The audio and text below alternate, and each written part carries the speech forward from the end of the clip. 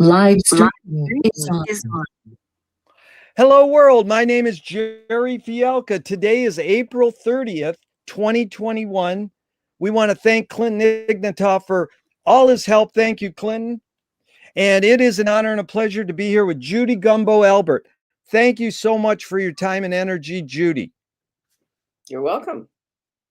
First question, Judy, is what's the best thing for a human being? The best thing? Yeah, you can interpret that as you will. All right, I was going to say define your term thing.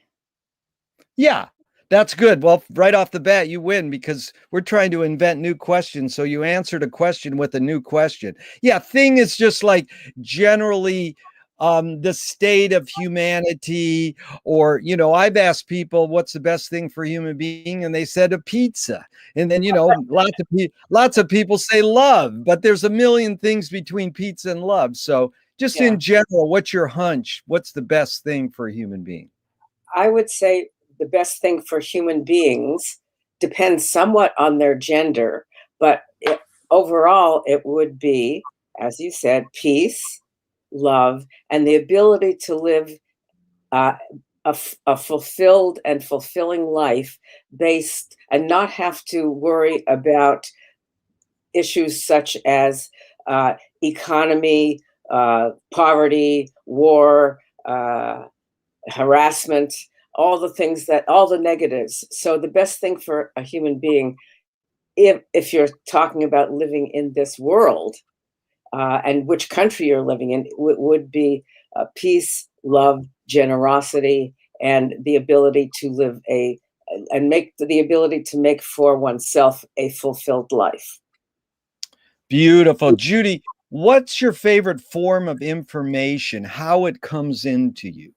Well, that has changed over the decades. Back in the day, it was the Berkeley Barb and the Berkeley Tribe, underground, what we called underground newspapers that were printed and very interesting and very explicit in a lot of things. And so that was, they were an alternative to mainstream media. And I can, if you want, I can get up and show you some because I have a nice little collection of them. But so the alternative to mainstream media, that was then. Now, my favorite form of communication is, I'm still stuck in email and texting. That's about it. I don't do Twitter. I'm never going to do anything that Donald Trump ever did. So I'm not going to do Twitter. And then there's a whole bunch of new ones that I haven't even been able to follow. So I think somewhat contingent on where you are in the in your life and in the world that we live in, the tech world. That was good. Judy, why do you think humans collect or gather information? Because they're OCD, obsessive compulsive disorder. I live in Berkeley co-housing, and a friend of ours, which is here in Berkeley, and it's a community of 14 households. A friend just moved from the community to a place right next door, a new place right next door, and her movers were called OCD movers. And I said that is the best possible type of mover that you could want, is to have someone who is OCD and collects all the stuff for you and moves it to where you want it. So I would say, in answer to your question, obsessive compulsive disorder. Thank you. And do you think this need or want for humans to collect information, gather it, is more innate in humans or more invented by humans? Well, I'm neither an archaeologist nor a psychologist or a who has enough knowledge about human behavior. So I'm not going to answer that one because I just don't know the answer. No worries. Do you more pursue happiness or more pursue meaning? Both. Yeah. I don't have happiness without meaning. I don't have meaning without some happiness. Yeah. And what do you worry about when you go to bed at night? Oh, a number of things. I'll only disclose a few. I mostly worry about, will my book get published? What can I do about what someone said to me or emailed me during the day that I know is wrong, but I need to figure out a strategy? So I would say what I worry about most is actually strategic, going forward strategically with my life in a way that produces the outcome that I want. Beautiful. Are you more afraid of new ideas or more afraid of old ideas? Neither. Nice. I mean, why be afraid of? Well, I'm not afraid of old. I dislike old ideas that are misogynist or racist or homophobic. I dislike those, but I'm not Yeah. afraid of them. I mean, Yeah. I rebel against them, and new ideas, I'm open to them. Although, to be perfectly honest, I'm probably less open at age 77, which is what I am, than I was at age 24 or 25. Yeah. Really good. And so Audre Lorde, the poet, said you can't dismantle the master's house using the master's tools. Yvonne Rainer responded to her and said, you can if you expose the tools. What new tool do you suggest? Well, first, I want to say that some of the people who are working to redefine the language, which I have both sympathy for and issues with, say that we should no longer even use the word master, because that implies a very highly unequal and painful relationship. So, if you could repeat the question again, but I kind of stopped at the word master. Yeah, so it's actually Audre Lorde who said it years ago. So it's more or less, yeah, she said it years ago, but basically she's saying you can't dismantle the dominant ruler's house using their tools, meaning like, and then Yvonne Rader says you can if you expose the tools. So it's more the emphasis is on the tools that we use to change things. And actually, I'll suss it out a little by going back to what you said was good, is redefine language. George Lakoff, who's a neuroscientist, says in order to change things, we have to use the existing language and we have to create new language. So he helped the Occupy movement, saying we have to use these tools that we already have to try to change things. And I mean, with the Yippies, you did the same thing. You used the existing tools and you invented new tools, with Abby saying, let's do this to the Pentagon, or let's do this, let's throw money at the stock, stock exchange. So you know what I'm trying to say. What new tool do you suggest to create change? All right. So the question is switched somewhat. I think you get your best, as you call them, new tools out of direct experience.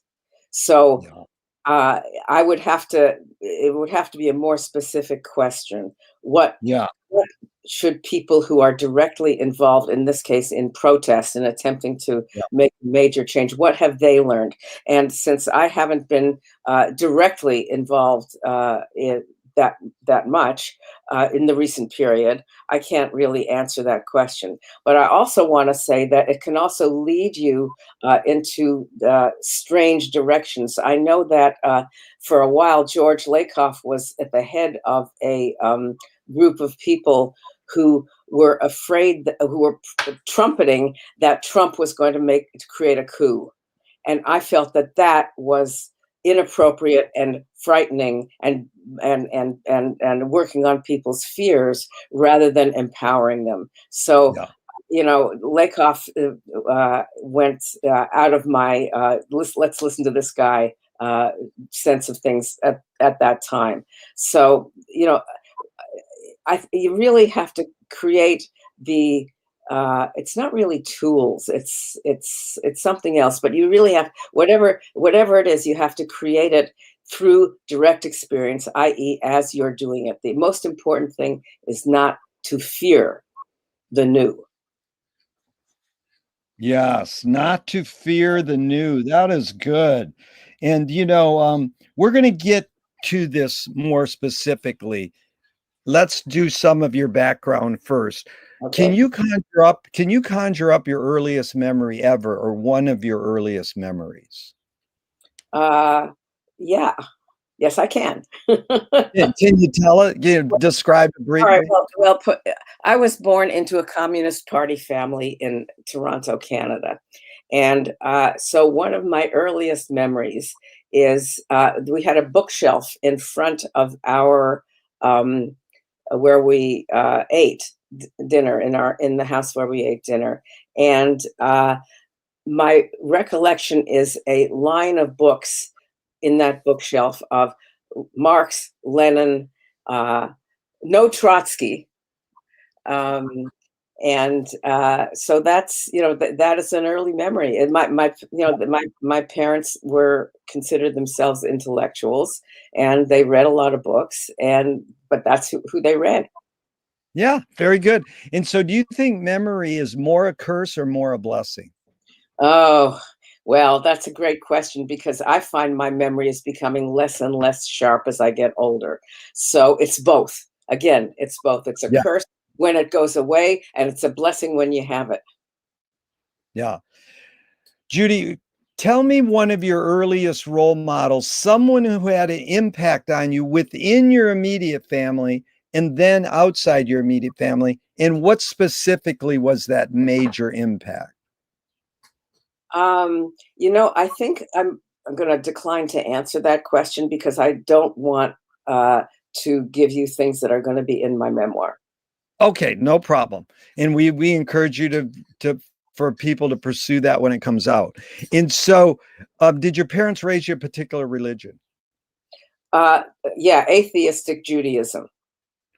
And It, did you and I go was going ahead? which was means it was not a religion. It was a cultural uh, Yeah, exploration. yeah. And do you pray? Do I pray? Well, that's an interesting question because more again as I get older, I don't pray. Put it this way: I do not pray to a guy the throne on a throne in the sky with a guy with a big beard on a throne in the sky. Absolutely not. But I do have a sense that my ability to influence basically my own feelings rather than events is based on my own capacity to be calm and I wouldn't say religious and spiritual and think things through in a spiritual way. If that's prayer, then that's what I do. I love your words, your use of the word calm there. I can relate. So if God does exist, what would you want God to You say to say you God. after I you die? don't know if God exists or not. I'm not willing Yeah, to say, let her show us what, right, if she's there, let her show us. right. So Judy, this question is oh, I'm sorry, let's do this one. Do evil people exist, or does evil use people as a vehicle? Again, my top of the head answer is both. Yes, evil people exist. Uh, uh, Yeah. Trump is our latest example. Um, and what was the second part? Showing about memory? Or no, or does evil use people as a vehicle? No, I don't think there's a sort of like a cloud or a thing out there that is evil that sort of goes into people and causes them to act in a certain way. I think that people act based on their own perceptions of what's good for them. And in many cases, that can be evil. Right. Very good. Humans take action. Say it again. Humans take action. Humans are the ones Huge. who act and create a Yeah. world, an evil world or a good world or some combination of the two. Yeah. That's interesting because that film Fog of War with McNamara sort of admitting he was a war criminal. But he says, oh, it's a pretty good film. But at the same time, he's saying, we won, so we write the history books. And I felt that Earl Morris, a great filmmaker, was humanizing a war criminal, like humanizing an evil person. And my friend said, well, humanizing anyone is a good thing. And so it made me think about it, because I think everybody's capable of evil, but how does one go to the words you used earlier, direct experience? How do they direct action? How do they manifest it? Do they hold it in, or do they actually do something about their tendency to be evil? Yeah. So I mean, not being an evil person, right? And in my life, the evil, what was it Shakespeare says, the evil that men do lives after them, the good is often turned in their bones, so let it be with Caesar. Um, and I think that we think about evil people who we've known, people who slighted us, people who've lied about us, people who said things that are have a negative consequence. We may think about those people as evil, but it's not up to us to analyze their psychology to see why they did that. Stopping evil, like stopping wars, for example, or stopping racism, or stopping misogyny, all those are important things to do. But again, it's people who act to do them. And it's not up, we can't change how people are programmed by their childhood or whatever. We can't change that. They have to come to something that, through direct experience or whatever, they have to come to some moment that says, wait a minute, I shouldn't have done that. I mean, I have a number of people in my life who have done, I wouldn't say it's evil, but bad stuff. For example, created an event that didn't happen, and then it became part of my of what people thought about me. But the event didn't happen. There's nothing I can do about that. I can't say, well, I didn't do it. The evil, I didn't do what you're saying about me. I can't say that, because it won't make any difference to them. It may make a difference in the world. It won't make any. It's not my job to deal with, say, misogynist men who say or bad things, except that I do need to be able to stand up and say, no, you're wrong. I need to have that courage to say, no, you're wrong. This is what happened. But I can't change them. And if they don't listen to me, there's nothing I can do about it. Really well put, because I often think that's where a lot of productive change happens, when people have self-realizations. It's Right. not someone convincing them. But what you just said, Judy, brings up something I rarely bring up, but I love to. Mark Twain said something like, forgiveness is the scent the flower gives off after the shoe steps on the flower. And Right. so, forgiveness is high aspiration, but how do you process what you just said with forgiveness? Are you able to forgive them, or how do you navigate forgiveness? Well, that's, for me, is a historical question. I didn't grow up learning forgiveness. When you grow up communist, that's a little hard. So I did not grow up learning forgiveness, but now in my life, I look to see if I can forgive. And really, what it is, it's almost a physical thing. It's, can I get past the stress in the belly when someone does something, and come up with a strategy and think about it in such a way that I feel comfortable forgiving them, but also tell them in really a nice tone as to why, find the specifics of why they did what they did that I found unforgivable, and then I can forgive them. See, and I can tell them that I can forgive them, because I have to sort of feel it in my body. So I can't hang on to resentment. I can't. Yeah.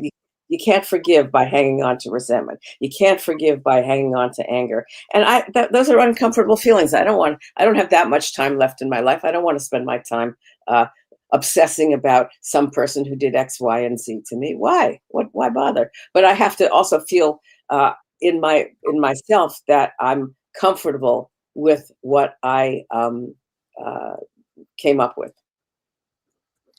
Judy, those are wise words. You don't want to hang on to resentment. Did you learn that from the way your parents raised you, or on your own?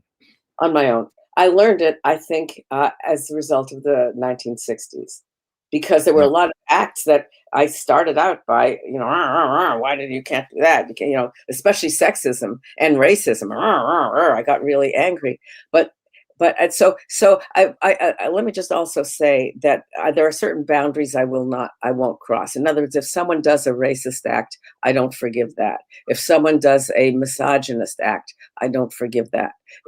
Well, it depends how bad it is. If a misogynist act that actually hurts another person, not me, then I can't forgive that.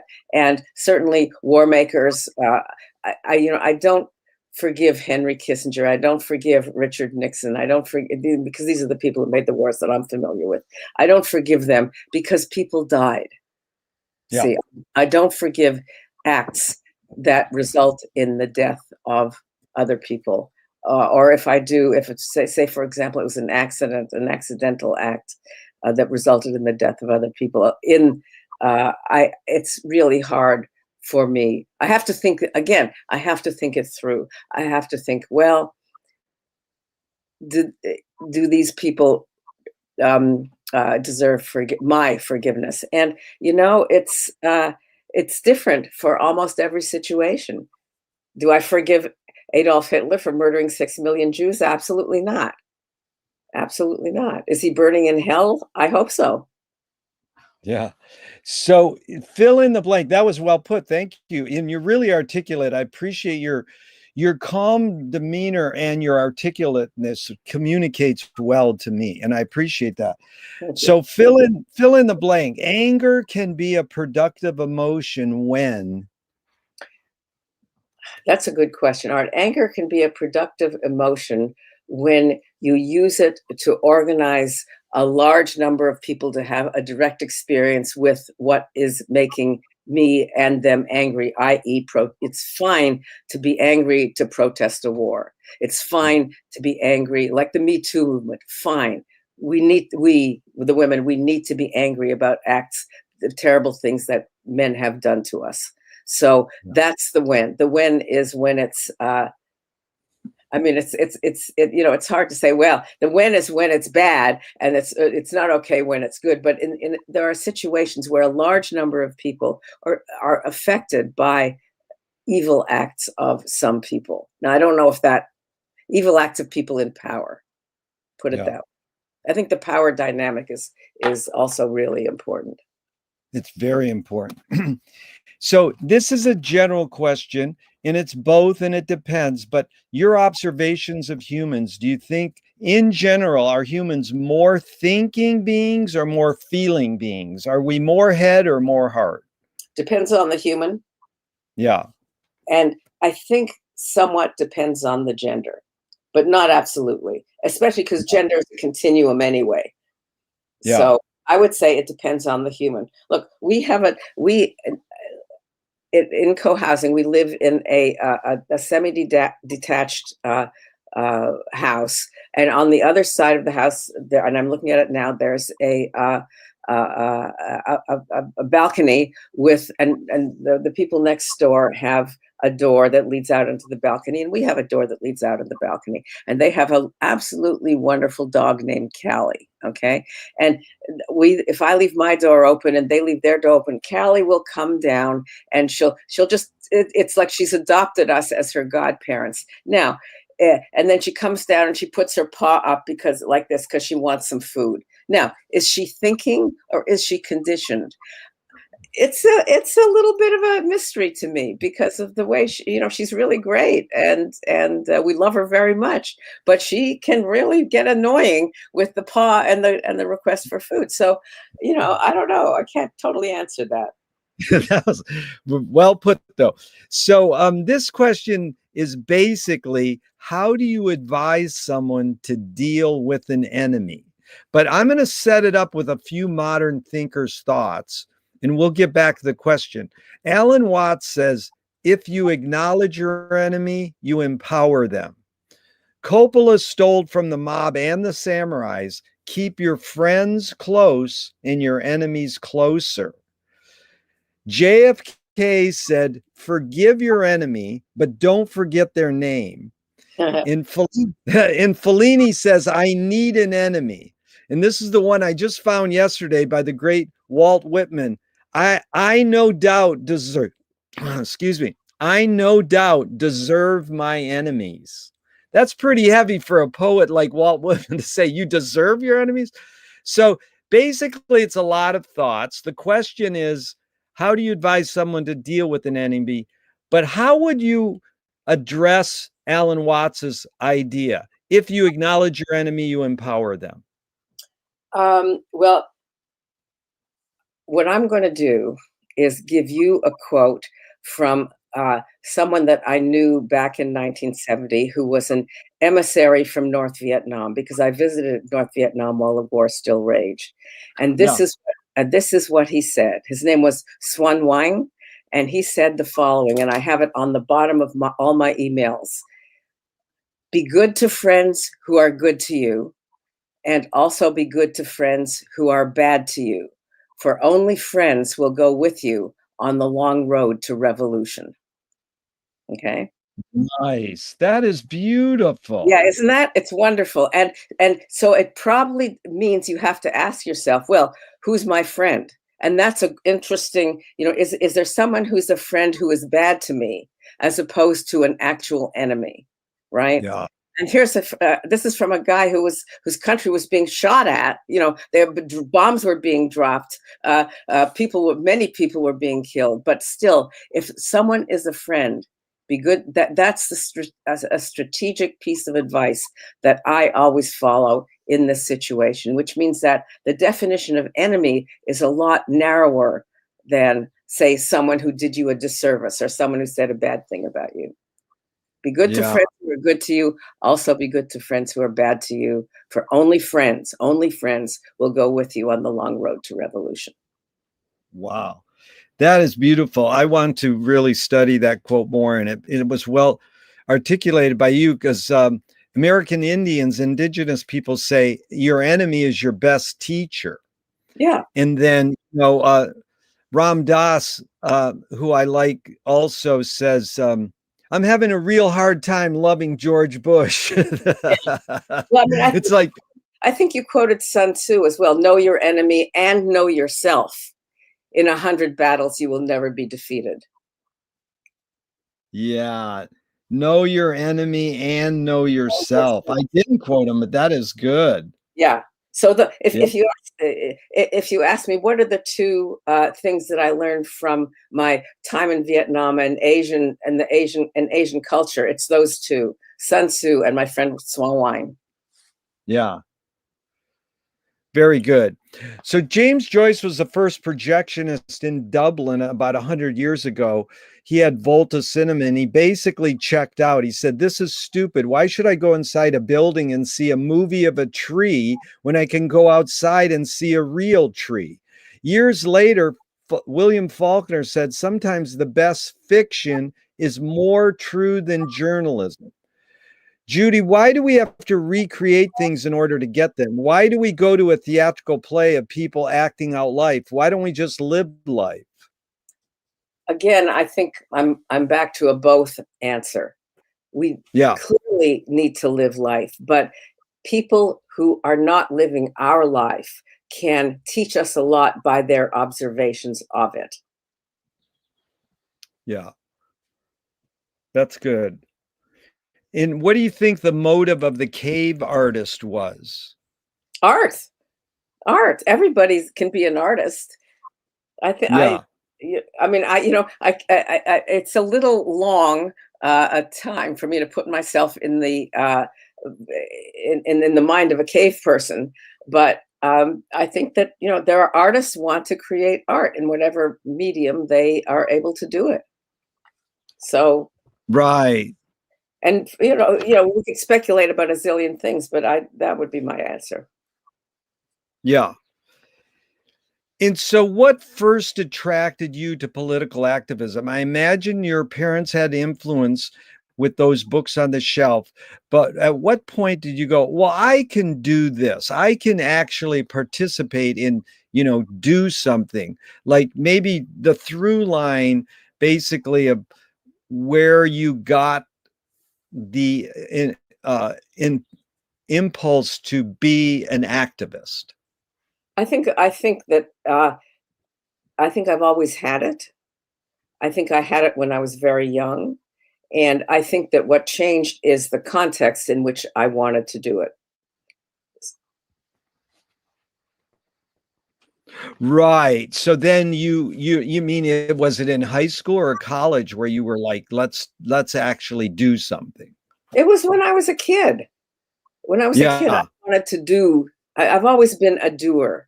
I've always wanted to be a doer, uh, and maybe that's because I was never had. My parents did not make me fearful, which was a very good thing. It was always resistance rather than fear, and that I think promotes activism. So that's really where I can't sort of pinpoint it to a specific thing. I mean, there were very many different aspects to my life, some of which were horrible and others of which weren't. But um, it was that sense of being able to do that really made the difference to me. What's the difference between rights and responsibilities? Well, I think rights are um, given to you within the society in which you live. In other words, so in some societies there are you have a lot of rights. They may be taken away or not implemented, but they're at least on paper. You have on paper rights. And responsibilities, I think, are more internal. They're things that you feel you need to do based on your perception of humanity and the people around you. Great. And what's the difference between rebellion and revolution? Uh, it's let me see if I can phrase this well. The difference is ability to win. The difference is ability to win. In other words, you can't. You can rebel against many things, personal things. You can rebel against traffic lights by walking through a red light if you want to do that. But revolution requires a mass group of people, a mass of people who believe enough in what you believe in that they're willing to risk their lives. Yeah. And then I've also heard that rebellion is you understand or you realize something's wrong or you want to change something. Revolution is I understand something's wrong, I want to change something, and here's the new plan, here's a new strategy. So it's like re-evolving. I like that. I like Yeah. that. In other words, it's rebellion plus strategy. Yes, plus strategy. Good. Yeah. So Yeah. Utah Phillips, yeah, the great political folk singer Utah Phillips said, anarchy is making rules for yourself, not others. Who is entitled to make the rules? Well, let me just say the people, many people in power are not. Some are, and many are not. In other words, we just had a really good example of that in the switch between the Trump administration and the Biden administration. I'm quite happy. I have obviously concerns, but I'm quite happy with what Biden and Kamala are doing. I hated the rules that Trump was making, and I'm very glad that Biden is doing his best to take them apart. I agree. That's well put. And so John Basil Barnhill was a socialist. He said, where the people fear the government, you have tyranny. Where the government fears the people, you have liberty. Then in the 2005 film V for Vendetta, this quote was paraphrased. People should not be afraid of their governments. Governments should be afraid of their people. How do you personally handle what's called false fears, like the war on drugs or the war on poverty or the war on terrorism? And just to suss it out, like it said, you can't have a war on drugs because drugs don't talk and drugs don't fight. So they create this false fear. How do you personally handle these false fears that are created? Well, let me go back to your two quotes. I think Yeah.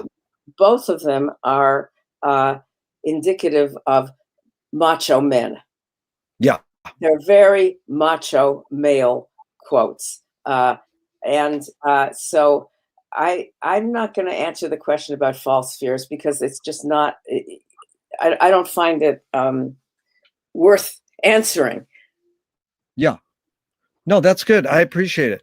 And that's what my whole thing is. I'm always trying to find new questions, improve the wording on my question, and be challenged to my questions. And just because I ask a question doesn't mean it's a valid question. Right. You know, so I really appreciate that. People rarely do that.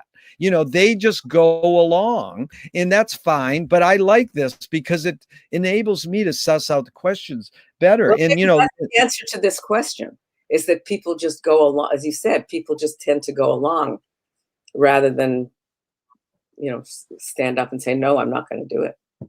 You know, who nailed that was Igor Stravinsky. He said, most people don't know what they like what they know. Yeah.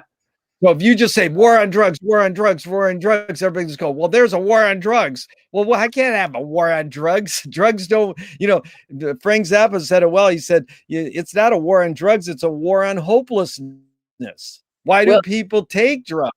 It's something like that is very, to resist falling into that paradigm is a yippie thing to do. That's what we resisted that. We made fun of war on drugs. So I think I know for myself, I'll always look first to see, is it something that can be made fun of? And can you make your point by making fun of it, by satirizing, by ridicule? Well, ridicule and satirizing is so important for me to study because I have a question that goes like this. Can satire be destructive? And Jonathan Swift compared satire to a mirror in which people could see every face but their own. Now, how would you process that? It's more or less what's the function of satire, but can satire be destructive? I can't really think about the answer to the second part, but I think that people see it, I think that, at least again in my experience in the yippies, you bring satire to others, and that is hopefully helps them see about the others. Sometimes the satire worked within oneself, and sometimes it didn't. You mean it helps, satire helps the person being satirized to maybe open up and see themselves better. Exactly. Yeah, there's a great Zappa line that he says, you're worried about the Nazis running your town, and you might just go home and check yourself because you might think we're singing about someone else. Right. That exactly.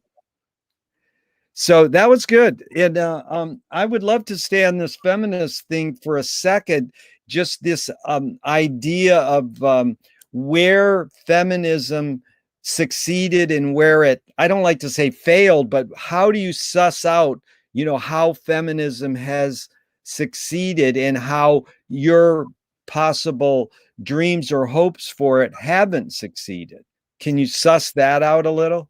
Well, let me ask you a question. Of the people Sure. You interview, what proportion of them are women?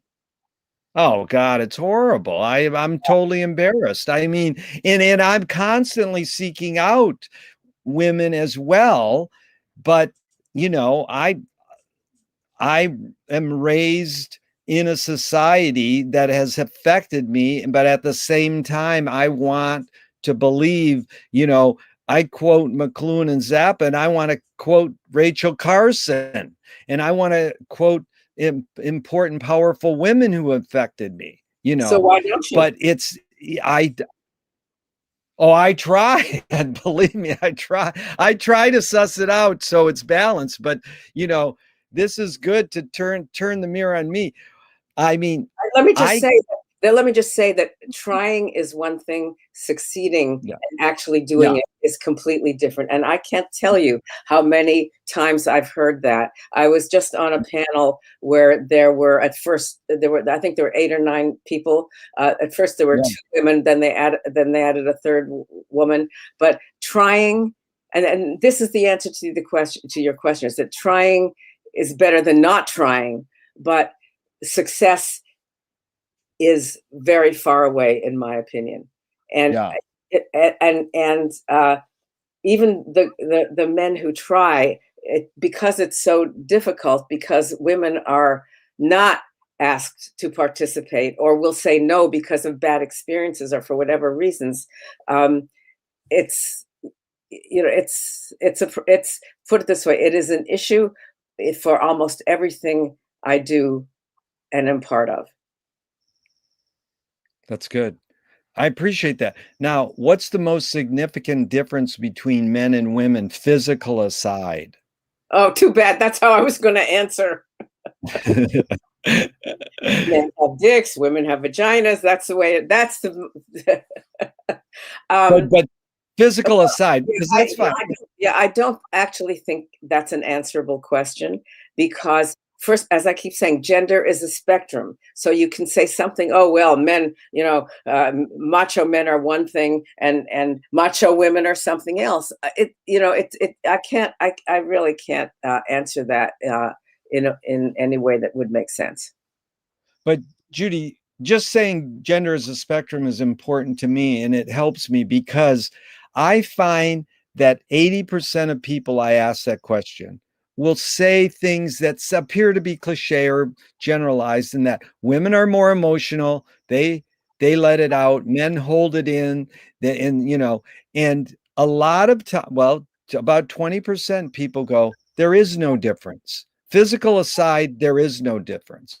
So it is important, because I think Pascal, the mathematician and philosopher, says in order to understand anything, you have to know this end of the spectrum and that end of the spectrum and everything in between. You've got, it's like a big, and I think spectrum is a great word that you brought up. Yeah. And I think you have to be specific about the context. In what context? In what context? So, for example, if it's right? I mean, if it's a woman, the one woman in the group of CEOs, she's going to act, or they're going to act in a certain way. If it's one man in a women's group, they're going to act in a certain way. So context, I think, is very important.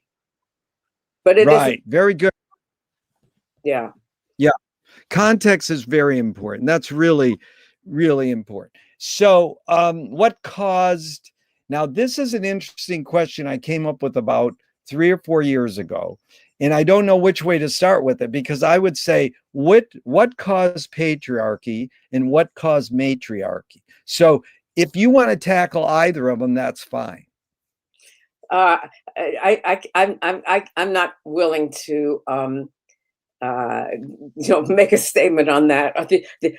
In my experience, movies like Wonder Woman help create women's image, but it's not causal. It's just that where can you go to find something that you want to read, or you as a woman, where can I go to find something I want to watch or want to read that has not just one woman character, but has an equal.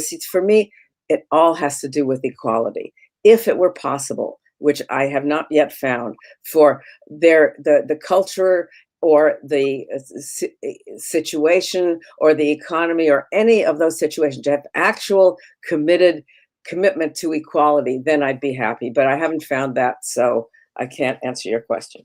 Right, and that's important because it's come up in a recent film, Promising Young Woman, because I don't know if you know about it, but she lures these guys into her home, and then she hurts them, whatever, Yeah. and revenge.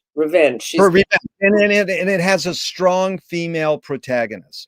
And right. I go back to Thelma and Louise, and I spoke with the author of that film once, and that was 2 women Gina Davis and Susan Sarandon was strong female protagonist. But I sat in the movie theater back then, and they shot a guy in the leg, and everybody in the audience cheered. And I was like, I'm a pacifist. I was like, I don't want to hear people cheering shooting. In fact, I don't like violent films. But I understood the context was, well, she created two strong female protagonists. And then people could cheer for them, which is so rare.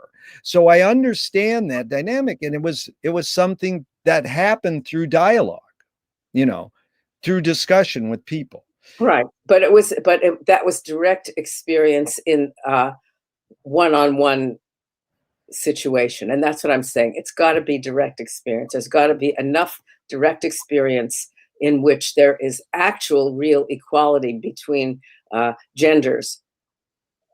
Yeah. That could change something, but that's for sure hasn't happened in the United States today, and I'm not sure it's happened in other countries as well.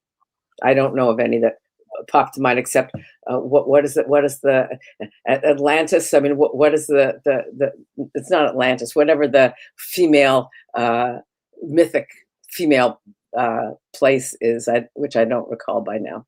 Right. But it's interesting because you're going back in time, because that's what's interesting to me is I've studied Maria Gumbudas a little, who's an anthropologist, who says, hey, we're not born to be violent and war people. I've studied cultures where there is no warfare. And then Riane Eisler came out of Maria Gumbudas and wrote The Chalice and the Blade and kept that Gaia principle and that goddess principle that led me to believe, well, wouldn't we be better off with a woman president? And why don't we have more female, government people in government? And now all I think is, in 4 more years, AOC should be president. It's a no-brainer, So, I mean, and that's just, one instance. So what changed? Because we know matriarchy was something that happened just by the art, that women were the life givers. And then there was some shift where they said, no, men take over now. Yeah, I am not educated enough in the distant past and historical past. I don't have that understanding. I don't have that way of explaining it. So if you want that, you should really talk to my husband, Art Eckstein. He wrote a book about weather, but he's also an ancient historian.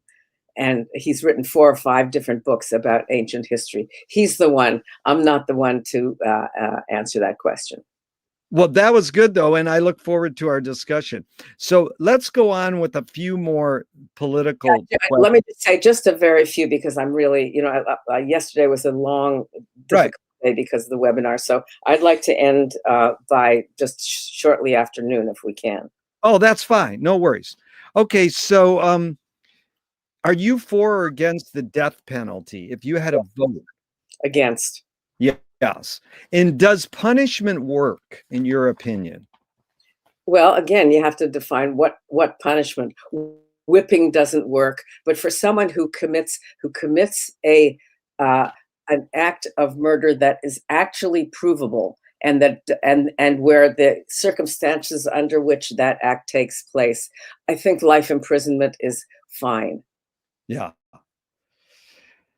Judy, Moshe Feldenkrais works with healing and movement. He says it's literally impossible to identify a weakness and incorporate it to become a strength, rather than we're taught to overcome a weakness. Can you tell me a weakness that you've morphed into a strength or turned into a strength? A weakness that I've turned into a strength. Yeah, I guess it has to do with, I used to want to just flit from one thing to another. And I've turned that flitting into an ability to be more focused on a single thing. Does that make sense? That makes a lot of sense. Well done. Thank you. How do you find peace of mind? Walking in the woods, just being in bed with my husband, watching something good on TV, which is harder and harder to find. talking with friends. Very good. And Judy, what was, you're known as the Yippie Girl, right? That's your website. Right. That's a great website, and I love your website. It's very beautifully laid out, and you've got a lot of great pictures and articulate links there. What would you say is, some of the main sort of insights and revelations you got from being part of the Yippie movement? I know you'll cover it in your book, but I mean, just in general, to inspire someone who is young, wants to be an activist, what can you say to them that I would personally? I would say if you want to be an activist, find that the first thing to do is to find that activist energy in yourself. And then the second thing to do is to try to discover what area of protest you want to be part of. For example, do you want to be in Black Lives Matter if you're a Black person, or a person if you're a person of color? Do you want to be part of the feminist movement? If you're trans, where you have to find your home. See, you have to find your home. You have to find what works best with your inner desire to make a difference. And then, of course, you have to try it and see if it does work. You have to try joining and being part of whatever protest it happens to be. Or, some people just kind of do things on their own, and they get known through that. You have to kind of have your sense of priorities, your standards, and basically you have to be self-aware enough to try things and learn for yourself what makes you comfortable and how you want the world to change by what you do. Yeah, that was well put. Ruth Draper was an important performance artist way back. She says the key is to bring the audience up onto the stage and into the scene with you. It is they who must give you even more than you give them in the way of imagination and creative power. How would you advise a young activist in the art of persuasion? How do you bring in someone to potentially have self-revelation? That's too vague a question. I don't. I mean, because as I keep saying, it depends on direct experience and the context in which you do it.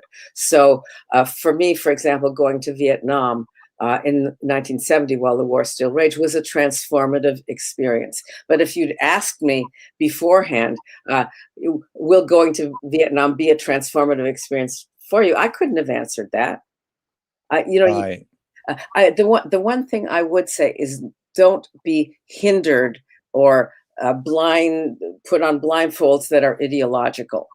In other words, if you're only doing what you do in terms of ideology, not in terms of how it makes you feel and what success you can think you can have, if you're only ideological, that, at least for people like me, for the yippies and people like me, does not work.